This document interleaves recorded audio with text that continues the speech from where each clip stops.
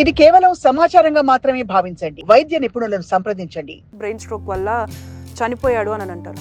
అసలు ఈ brain stroke అనేది ఏంటి? బ్రెయిన్ స్ట్రోక్ అంటే మనకు మామూలు పరిభాషలో చెప్పాలంటే పక్షవాతం అండి. సో బ్రెయిన్కి రక్త సరఫరా తగ్గినప్పుడు, బ్రెయిన్లో హ్యూమరేజ్ అయినప్పుడు కానీ ఈ రెండు కండిషన్స్లో కూడా పేషెంట్స్కి సడన్గా ఈ బ్రెయిన్ స్ట్రోక్ మనం సాధారణంగా వింటూనే ఉన్నాం. ఇప్పుడు కొత్తగా ఏంటంటే బ్రెయిన్ అన్రిజం అన్నది ఒకటి వినిపిస్తుంది. అసలు ఈ బ్రెయిన్ అన్రిజం అంటే ఏంటి? బ్రెయిన్ అన్యూరిజం అంటే ఏంటండి, బ్రెయిన్ రక్తనాళాలు, మనకు బ్రెయిన్ రక్తనాళాలు ఉండడం చాలా డెలికేట్గా ఉంటాయి, నాజుగ్గా ఉంటాయి అవి. సో వాటికి ఏంటంటే నార్మల్ రక్తనాళం గోడతో కంపేర్ చేస్తే ఇది పల్చటి గోడ. సో ఎప్పుడు ప్రెషర్ ఎక్కువ ఉన్నా కానీ లేదంటే ఆ పల్చటినెస్ అనేది ఇంకా వన్స్ థైరాయిడ్ వచ్చింది అని అంటే లైఫ్ లాంగ్ మెడిసిన్ యూజ్ చేయాలని చాలామంది అంటున్నారు. అంటే థైరాయిడ్లో రెండు రకాలుగా ఉంటాయి. కొన్నిసార్లు నాడ్యూల్స్ అనేవి, నాడ్యూల్ని మనం దానికి ట్రీట్ చేసినప్పుడు డెఫినెట్గా మనకు లైఫ్ లాంగ్ ట్రీట్మెంట్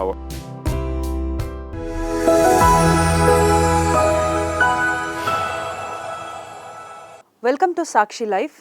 సాధారణంగా మనం వింటూ ఉంటాం బ్రెయిన్ స్ట్రోక్ వల్ల ఒక పర్సన్ చనిపోయాడు, లేదా బ్రెయిన్ స్ట్రోక్ వచ్చినందువల్ల హాస్పిటల్లో అడ్మిట్ అయ్యాడని చెప్పేసి అంటూ ఉంటారు. ఇదే కాకుండా మనకి బ్రెయిన్ అన్రిజం కూడా వస్తుంది అని చెప్పేసి కొన్ని సందర్భాల్లో మనం వింటూనే వచ్చాం. అసలు ఏంటి బ్రెయిన్ స్ట్రోక్ అండ్ ఈ బ్రెయిన్ అన్రిజం? అసలు వీటికి గల కారణాలు ఏంటి? అసలు దేనివల్ల ఇవి మనకి వస్తుంటాయి? అదేవిధంగా ఇవి వచ్చే ముందు మనం సిమ్టమ్స్ ఏమైనా ఉంటాయా? ఇది బ్రెయిన్ స్ట్రోక్కి లేకపోతే ఇది బ్రెయిన్ అన్రిజంకి సిమ్టమ్స్ అని చెప్పేసి మనం వాటిని గుర్తించవచ్చా అనే విషయాలన్నిటి గురించి కూడా మనం ప్రస్తుతం తెలుసుకుందాం. ప్రస్తుతం మనతో పాటు Apollo hospitals interventional radiologist doctor Suresh గారు ఉన్నారు. సో వారిని అడిగి మరిన్ని విషయాలు తెలుసుకుందాం. నమస్తే సార్. నమస్తే అండి. సో సార్, జనరల్గా ఇప్పుడు మనం వింటూనే ఉంటాం, లైక్ ఒక పర్సన్ హాస్పిటల్లో అడ్మిట్ అయినప్పుడు బ్రెయిన్ స్ట్రోక్ వల్ల అడ్మిట్ అయ్యారు అని చెప్పేసి అని అంటారు, లేదా బ్రెయిన్ స్ట్రోక్ వల్ల చనిపోయాడు అని అంటారు. అసలు ఈ బ్రెయిన్ స్ట్రోక్ అనేది ఏంటి? బ్రెయిన్ స్ట్రోక్ అంటే మనకు మామూలు పరిభాషలో చెప్పాలంటే పక్షవాతం అండి. సో బ్రెయిన్కి రక్త సరఫరా తగ్గినప్పుడు కానీ లేదంటే బ్రెయిన్లో హ్యూమరేజ్ అయినప్పుడు కానీ ఈ రెండు కండిషన్స్లో కూడా పేషెంట్స్కి సడన్గా పక్షవాతం లాంటిది, లేదా మూతి వంకరపోవడం, మాట తత్తరపోవడం, లేకపోతే నడిచేటప్పుడు ఇబ్బంది కావడం, స్వేయింగ్ వైల్ వాకింగ్. సో ఈ సిమ్టమ్స్ ఎవి ఉన్నా కానీ అది మనం బ్రెయిన్ స్ట్రోక్ లాగా కన్సిడర్ చేయాల్సి ఉంటుంది. వీటన్నిటికీ మోస్ట్ ఇంపార్టెంట్ థింగ్ ఏంటంటే సడన్గా వస్తాయి సిమ్టమ్స్. ఈ సిమ్టమ్స్ అంటే ముందు ఈ సెకండ్లో ముందు మినిట్లో హీస్ ఆల్మోస్ట్ ఆల్ రైట్, సడన్గా హీస్ క్రిపుల్డ్ నౌ. సడన్గా తను మాట్లాడలేకపోతున్నాడు, లేదా సడన్గా తను నడవలేకపోతున్నాడు, చేయి మొద్దు బారిపోయింది, మూతి వంకరపోయింది. సో ఈ సిమ్టమ్స్ ఏవైతే ఉన్నాయో అవి సడన్గా వచ్చినప్పుడు దాన్ని బ్రెయిన్ స్ట్రోక్ లాగా కన్సిడర్ చేయబడుతుంది. కొన్నిసార్లు ఈ సిమ్టమ్స్ కొన్ని సెకండ్లు ఉండొచ్చు, లేదా కొన్ని నిమిషాలు ఉండి మళ్ళీ గంటలు ఉండి తగ్గిపోవచ్చు. దాన్ని TIA అంటారండి, ట్రాన్సియంట్ ఇస్కెమిక్ అటాక్. అది ఫ్యూచర్లో వచ్చేటువంటి మేజర్ బ్రెయిన్ స్ట్రోక్ ఒక వార్నింగ్ సైన్ లాగా అనమాట. సో ఇది ఒక రకమైనటువంటి బ్రెయిన్ స్ట్రోక్. కొంతమందికి అలా కాకుండా కంటిన్యూస్గా ఇంకా ప్రోగ్రెస్ అవుతూనే ఉంటుంది. ఆ సిమ్టమ్ అవుతుందో ఫస్ట్ మైల్డ్ వీక్నెస్ ఉంటుంది, కొంచెం ఉంటుంది వీక్నెస్, తర్వాత కంప్లీట్ పారాలసిస్లోకి వెళ్ళిపోతారు అండ్ బెడ్ బౌండ్ ఉంటారు. సో వీటన్నిటికి కూడా మనం టైమ్లీ ట్రీట్మెంట్ అనేది చాలా ఇంపార్టెంట్ అండి. అంటే మనకు ఎవరైతే బ్రెయిన్ స్ట్రోక్ కాంప్రహెన్సివ్గా ట్రీట్మెంట్ చేసే హాస్పిటల్స్ ఉంటాయో అక్కడికి మనం తీసుకెళ్తే దీనికి ఇప్పుడు చాలా ఆధునిక చికిత్సలు అందుబాటులో ఉన్నాయి.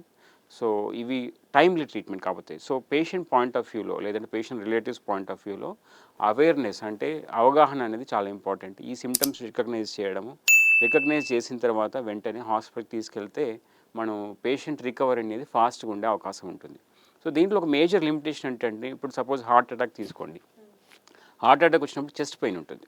సో పెయిన్ అనేది ఒక alarming symptom that too, and it is localize to heart. అంటే హార్ట్ పక్కనే వస్తుంది చెస్ట్ పెయిన్, కాబట్టి ఎవరైనా గుర్తుపడతారు ఇది హార్ట్కి సంబంధించిన ప్రాబ్లం ఏమో. ఒకవేళ మనం నెగ్లెక్ట్ చేస్తే హార్ట్ ఆగిపోయే అవకాశం ఉంటుంది, కార్డియాక్ అరెస్ట్ కావచ్చు, పేషెంట్ లైఫ్ రిస్క్ ఉండే ప్రమాదం ఉంటుందని వెంటనే మనం హాస్పిటల్కి రష్ అవుతాం. అదే ఒక చెయ్యి మొద్దు బారినప్పుడు అది చెయ్యికి సంబంధించిన ప్రాబ్లం అనుకుంటాం, లేదంటే కాలు సరిగా మనం నడవలేకపోతే అది ఆర్థోపెడిక్ ప్రాబ్లం అనుకుంటాం. సో లేదంటే ఫేస్ సంబంధించిన ప్రాబ్లం అనుకుంటాం, అది బ్రెయిన్కి రిలేటెడ్. దిస్ ప్రాబ్లమ్ ఈజ్ బ్రెయిన్కి రిలేటెడ్ అనేది గుర్తుపట్టడం చాలా ఇంపార్టెంట్. అలా గుర్తుపట్టినప్పుడు వెంటనే మనం హాస్పిటల్కి రష్ కాగలిగితే మనం దీనికి అద్భుతమైన ట్రీట్మెంట్స్ అనేవి ఇవాళ అందుబాటులో ఉన్నాయి. ఏదైనా స్ట్రోక్ కాంప్రహెన్సివ్ సెంటర్ అంటే ఇప్పుడు మనం ఏం చేస్తామంటే స్ట్రోక్ వచ్చినప్పుడు మళ్ళీ ఫ్యామిలీ ఫిజిషియన్స్ దగ్గరికి వెళ్ళడం, అక్కడ కొంచెం టైం మనకు కన్జ్యూమ్ కావడం జరుగుతుంది, టైం వేస్ట్ అవుతుంది.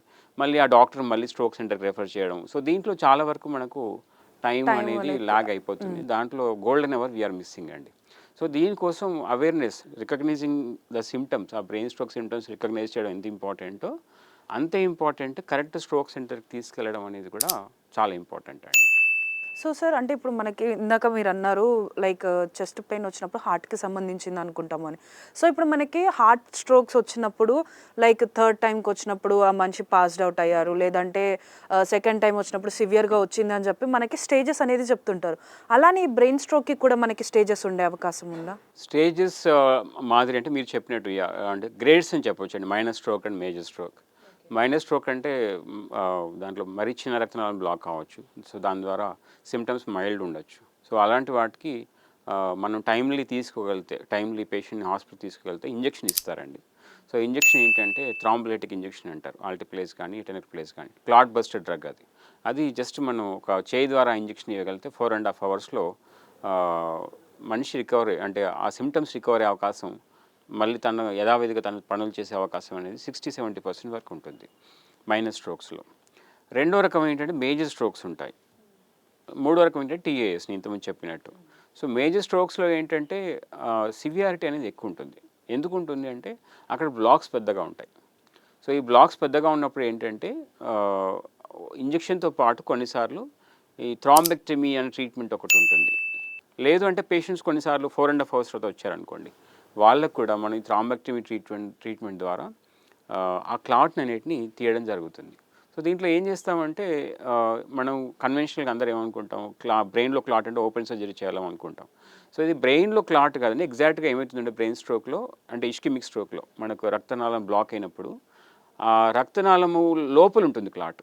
It is not inside the brain. So దానికి ఏంటంటే మనం బ్రెయిన్ టచ్ చేయకుండా, కపాలాన్ని ఏం కోయకుండా, అసలు చిన్న సూచర్ ఇన్సిషన్ లేకుండా, పేషెంట్ని అనస్థీషియా ఇవ్వకుండా, మేజర్ అనస్థీషియా ఇవ్వకుండా తొడ నుంచి వెళ్ళి లేదా చేయి నుంచి వెళ్ళి ఆ బ్లాక్ని చిన్న స్టెంట్ లాంటిది పెట్టి లాగేస్తాం అనమాట. సో పర్మనెంట్ స్టార్ట్ కాకుండా లాగేయడం ద్వారా వెంటనే రక్త ప్రసరణ అనేది పునరుద్ధరించబడుతుంది. దాంతో వెంటనే బ్రెయిన్ ఫంక్షన్ అనేది ఇంప్రూవ్ అయ్యే అవకాశం ఉంటుంది. అంటే మనకు ఇప్పుడు రైట్ సైడ్ కనుక రక్తనాళం బ్లాక్ అయితే ఎడమ సైడ్ పెరాలసిస్ లాగా వస్తుంది. ఎడమ వైపు కనుక రక్త ప్రసరణ ఆగితే కుడివైపు పెరాలసిస్ రావడం, మాట ఇబ్బంది రావడం ఇవి జరుగుతుంది. సో మనం దాన్ని రికగ్నైజ్ చేయడానికి ఏంటంటే మోస్ట్ ఇంపార్టెంట్ స్కాన్ చేయడం. సో ఆ స్కాన్ చేసి ఆ మేజర్ స్ట్రోకా మైనర్ స్ట్రోకా టైం విండోలో ఉంటే ఇంజెక్షన్ ఇవ్వడం, టైం విండో 4.5 అవర్స్ దాటి లేదంటే 4.5 అవర్స్ లోపల కూడా మేజర్ స్ట్రోక్ ఉండి దాని తర్వాత రక్తనాళంలో మేజర్ బ్లాక్ ఉంటే కనుక మనకి థ్రాంబెక్టమీ ట్రీట్మెంట్ అనేది ఉపయుక్తంగా ఉంటుంది. సో దానికి ఏం చేస్తామంటే మేము రాగానే వెంటనే ఒక సిటీ స్కాన్ చేస్తాం. ఆ స్ట్రోక్లో సబ్ టైప్ నేను ఇంతకుముందు మనం చెప్పినట్టు బ్లీడింగ్ వల్ల కావచ్చు, లేదంటే బ్రెయిన్ రక్తనాళం క్లాటింగ్ వల్ల కావచ్చు, బ్లాక్ వల్ల కావచ్చు అనేది ఈ రెండింటిలో ఏ రకం అనేది చూసుకొని మెజారిటీ ఆఫ్ ద కేసెస్ మనకు అది క్లాటింగ్ వల్లనే ఉంటుంది. అంటే బ్రెయిన్ రక్తనాళం బ్లాకేజ్ వల్లనే ఉంటుంది. ఆ బ్లాకేజ్ మేజర్ బ్లాకేజ్ అయితే వెంటనే మనం ఈ థ్రాంబెక్టమీ ట్రీట్మెంట్ గురించి పేషెంట్కి చెప్పడం జరుగుతుంది. సో దీంట్లో ఏంటంటే అగైన్ చెప్పినట్టు ఏంటంటే టైం అనేది చాలా ఇంపార్టెంట్. సేమ్ పేషెంట్ మనకు 2 అవర్స్లో 3 అవర్స్లో హాస్పిటల్కి వచ్చి ఈ ట్రీట్మెంట్ చేసుకోగలిగితే దాంతో ఈ same patient maybe 17 hours 18 hours వరకు తర్వాత వచ్చి చేయించుకుంటే ఉండే అవుట్కమ్స్లో తర్వాత పేషెంట్ ఎలా కోలుకుంటాడు అనేది చాలా డిఫరెన్స్ అనేది ఉంటుంది. సో దీనికి విండో పీరియడ్ ఏమైనా ఉంటుందా? ఇప్పుడు నేను ఇంజెక్షన్ ట్రీట్మెంట్ చెప్పాను. ఇంజెక్షన్ ట్రీట్మెంట్లో మనకు 4.5 అవర్స్ వరకు విండో పీరియడ్, 4.5 అవర్స్ వరకు మనకు గోల్డెన్ అవర్ అనేది ఉంటుంది. మేజర్ బ్లాక్స్ ఉన్నప్పుడు ఈ స్టెంట్ ట్రీట్మెంట్ అయితే నేను చెప్పాను థ్రాంబెక్టమీ ట్రీట్మెంట్, అది మనకి 24 గంటల వరకు మనం చేసే అవకాశం ఉంటుంది. కొన్ని స్పెసిఫిక్గా అన్ని టెస్టులు చేసి చూసుకొని ఈ పేషెంట్కి చేస్తే బెనిఫిట్ ఉండే అవకాశం ఉంది అనుకుంటే అది 24 అవర్స్ వరకు కూడా చేయొచ్చు. సో దాంట్లో ఏంటంటే అగైన్ ఇది స్కాన్స్ చేసి చూసుకొని మనము ఆ విండో పీరియడ్లో రాగలిగితే డెఫినెట్గా పేషెంట్కి హెల్ప్ చేసే అవకాశం ఉంటుంది. ఎన్నో సక్సెస్ స్టోరీస్ చూసామండి. పేషెంట్స్ అంటే లాస్ట్ 1 మంత్లోనే ఇలా ఒక 5 పేషెంట్స్ చేయడం జరిగింది. అందులో ఒకరు 75 ఇయర్స్ వాళ్ళు ఉన్నారు, 40 ఇయర్స్ వాళ్ళు ఉన్నారు. సో డిఫరెంట్ విండో పీరియడ్స్లో అంటే ఒకరు 4 అవర్స్కి వచ్చారు, కొంతమంది 18 అవర్స్కి వచ్చారు. సో పేషెంట్స్ ఎవరైతే తొందరగా రాగలుగుతారో అవుట్కమ్స్ బాగుంటాయి. దాంతో డ్యామేజ్ మరీ ఎక్కువ లేకపోతే, బ్రెయిన్లో డ్యామేజ్ ఎక్కువ లేకపోతే స్కాన్లో, సో అప్పుడు కూడా మనం చేస్తే బయటపడే అవకాశాలు కూడా తొందరగా ఉంటాయండి. సో సార్, ఇప్పుడు ఈ బ్రెయిన్ స్ట్రోక్ మనం సాధారణంగా వింటూనే ఉన్నాం. ఇప్పుడు కొత్తగా ఏంటంటే బ్రెయిన్ అన్రిజం అన్నది ఒకటి వినిపిస్తుంది. అసలు ఈ బ్రెయిన్ అన్రిజం అంటే ఏంటి? బ్రెయిన్ అన్యూరిజం యాక్చువల్గా చాలా లైఫ్ థ్రెటనింగ్ కండిషన్ అండి. బట్ అవేర్నెస్ చాలా తక్కువ. బ్రెయిన్ స్ట్రోక్ అంటే కూడా మనకు చాలామంది తెలిసి ఉండొచ్చు. బ్రెయిన్ అన్యూరిజం అంటే ఏంటండి, బ్రెయిన్ రక్తనాళాలు ఉండడమే చాలా డెలికేటెడ్గా ఉంటాయి. నాజుగ్గా ఉంటాయి అవి. సో వాటికి ఏంటంటే 3 పొరలు ఉంటాయి యూజువల్గా. ఆ 3 పొరల్లో ఒక పొర మందం తగ్గినప్పుడు అది మనకి బల్జ్ లాగా ఫామ్ అవుతుంది. ఇప్పుడు మనకు సాధారణ పరిభాషలో చెప్పాలంటే మనకు సైకిల్ టైర్ కానీ లేకపోతే వెహికల్ టైర్ కానీ తీసుకుంటే ఎక్కడన్నా అది అరిగిపోయి పల్చగైనప్పుడు అక్కడ మనకు ఒక ప్రొట్రూషన్ లాగా వస్తుంది, బల్జ్ లాగా వస్తుంది. ఇలా సో ఎందుకంటే అది వీక్ అయిపోయి ఆ ప్రెషర్ తట్టుకోలేక అది ఇట్లా Bulge బల్జ్ అయితే లాగా వస్తూ వచ్చేస్తుంది. So same condition happens in the brain also. బ్రెయిన్లో కూడా దాని గోడలు కనుక ఒక ప్రదేశంలో ఒక పర్టికులర్ ప్రదేశంలో పల్చగైనప్పుడు అక్కడ బల్జ్ లాగా వస్తుంది. సో దాని ఇంపార్టెన్స్ ఏంటంటే నార్మల్ రక్తనాళం గోడతో కంపేర్ చేస్తే ఇది పల్చటి గోడ. సో ఎప్పుడు ప్రెషర్ ఎక్కువ ఉన్నా కానీ లేదంటే ఆ పల్చట్నెస్ అనేది ఇంకా పెరుగుతూ ఉంటుంది, అది ఎక్స్పాండ్ అవుతూ ఉంటుంది, బెలూన్ లాగా స్లోగా గ్రో అవుతూ ఉంటుంది. ఆ గ్రో అయ్యి ఒకనొక టైంలో అది ఆ ప్రెషర్ ఎక్కువ అయినప్పుడు ఏంటంటే లేకపోతే దాన్ని మరీ పల్చగా అయినప్పుడు ఇట్ విల్ గివ్ అవే, అంటే అక్కడ బస్ట్ అయ్యే అవకాశం ఉంటుంది. సో బస్ట్ అయినప్పుడు ఏమవుతుంది, ఆ పైప్లో ఉన్నదంతా బ్లడ్. సో ఆ బ్లడ్ సడన్గా బ్రెయిన్లోకి వచ్చేస్తుంది. సో బ్రెయిన్లోకి రావచ్చు, లేదంటే బ్రెయిన్ చుట్టూ ఉన్న వాటర్ సబర్కనైడ్ స్పేస్ అంటాం దాంట్లోకి వస్తుంది. సో దాంట్లోకి వచ్చినప్పుడు ఏంటంటే చాలా లైఫ్ థ్రెటనింగ్ అండి. అంటే 50% ఆఫ్ కేసెస్లో either they may not survive, అంటే లైఫ్ రిస్క్ ఉండొచ్చు, లేదంటే పర్మనెంట్ కోమాలు ఉండే అవకాశం ఉంటుంది. Only 50% they will survive with all the treatments. So దీన్ని ముందే రికగ్నైజ్ చేయడం అనేది చాలా ఇంపార్టెంట్. ఒకవేళ ఇది మనం రికగ్నైజ్ చేసినప్పుడు పేషెంట్ కాన్షియస్ ఉండి ఈ బ్లీడింగ్ అయినా కానీ మైల్డ్ బ్లీడింగ్ అయితే మాత్రం పేషెంట్ మనం మంచి ట్రీట్మెంట్స్, ఆధునిక ట్రీట్మెంట్స్ అవైలబుల్ ఉన్నాయి దీని ద్వారా పేషెంట్ని మనం త్వరితగతిన కోలుకునే అవకాశం ఉంటుంది ఈ ట్రీట్మెంట్స్ ద్వారా. సో సార్, ఇప్పుడు ఈ బ్రెయిన్ అన్రిజంని మనం అంటే దాన్ని గుర్తుపట్టడం కోసం సిమ్టమ్స్ ఏ విధంగా ఉంటాయి అసలు? రెండు రకాలుగా ఉంటాయి. ఒకటి ఏంటంటే అది ఒకవేళ బర్స్ట్ అయినప్పుడు మనకి ఎవరికి తెలియదు పేషెంట్ బ్రెయిన్ అన్యూరిజం ఉన్నట్టు, సడన్గా తను పని చేసుకుంటున్నాడు, సడన్గా హెడేక్ వస్తుంది.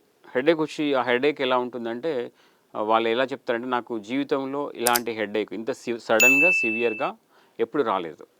అండ్ దాన్ని టెక్నికల్ పరిభాషలో థండర్ క్లాప్ హెడేక్ అంటాం. సో అంత సడన్గా థండర్ క్లాప్ హెడేక్ వచ్చినప్పుడు డెఫినెట్గా ఇట్ ఈస్ కన్సర్నింగ్. సో వెంటనే మనం దానికి స్కాన్ చేసుకోవాల్సిన అవసరం ఉంటుంది. స్కాన్ చేసినప్పుడు మనకు అన్యూరిజం బయటపడే అవకాశం ఉంటుంది.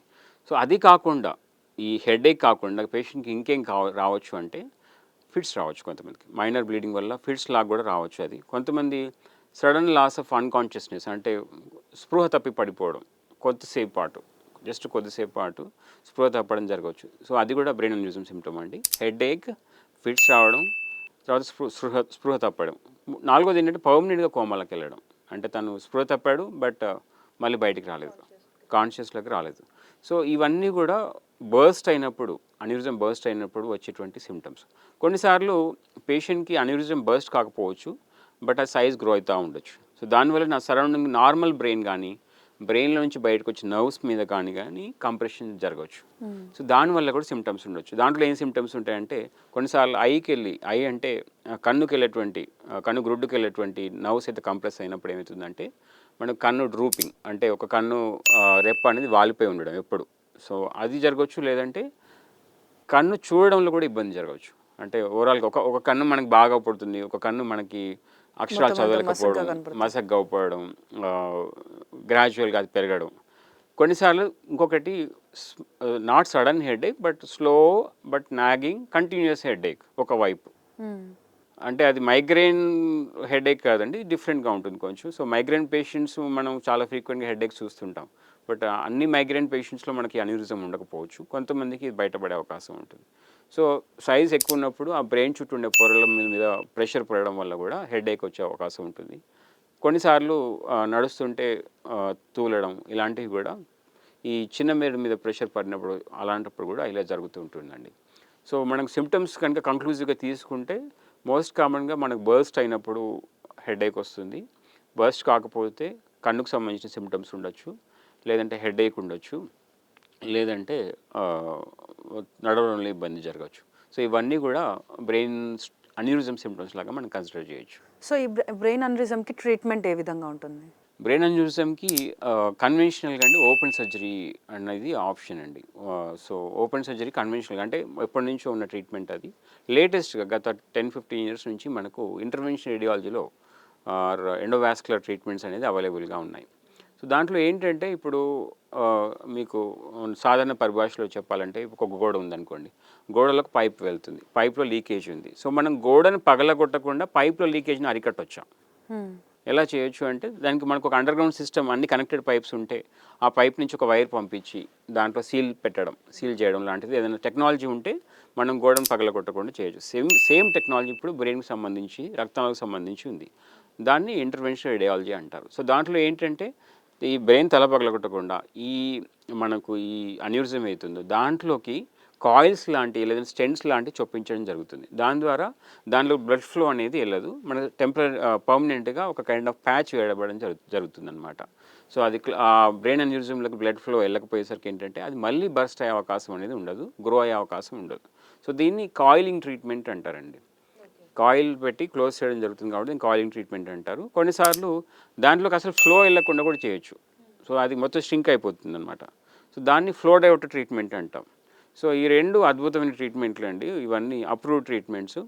సో మనకు ఆల్టర్నేటివ్ టు సర్జరీ అని చెప్పొచ్చు. కొన్ని కండిషన్స్లో ఎస్పెషల్లీ చిన్న మెదడు దగ్గర ఉన్నటువంటి బ్రెయిన్ అన్యూరిజమ్స్కి ఇవి చాలా బాగా పనిచేస్తాయి. పెద్ద మెదడు దగ్గర ఉన్న వాటిల్లో కూడా మోస్ట్ ఆఫ్ ద కండిషన్స్లో ఇవి అప్లికబుల్గా ఉంటాయండి.